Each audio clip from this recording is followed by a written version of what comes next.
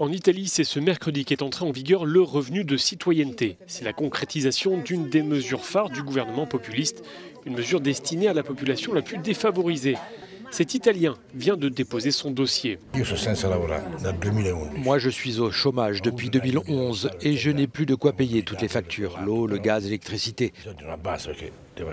Ma femme aussi est sans emploi. C'est pour ça qu'on a fait la demande pour ce revenu de citoyenneté. Plusieurs conditions sont nécessaires pour prétendre à cette allocation. Ne pas avoir un patrimoine immobilier d'une valeur supérieure à 3 000 €, avoir moins de 6 000 € d'épargne en banque. Il faut aussi être installé en Italie depuis 2 ans pour les Italiens et au moins 10 ans pour les étrangers. Ce revenu de citoyenneté s'élèvera à 780 € maximum pour un célibataire, 1 300 € pour une famille. Une somme qui sera versée sur des cartes de paiement électroniques. Par ailleurs, les allocataires chômeurs recevront des offres d'emploi qu'ils ne pourront refuser sous peine de perdre leur allocation.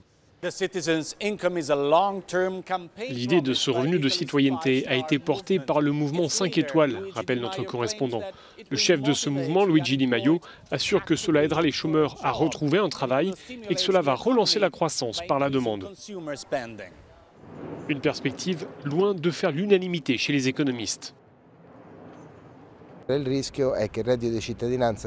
risque, c'est que ces allocations soient distribuées d'ici aux élections européennes sans qu'il y ait de réel contrôle et que cet argent profite à des fraudeurs.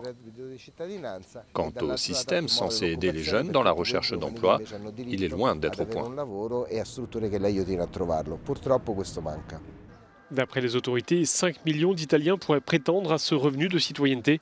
Le coût pour le budget, 7 milliards d'euros.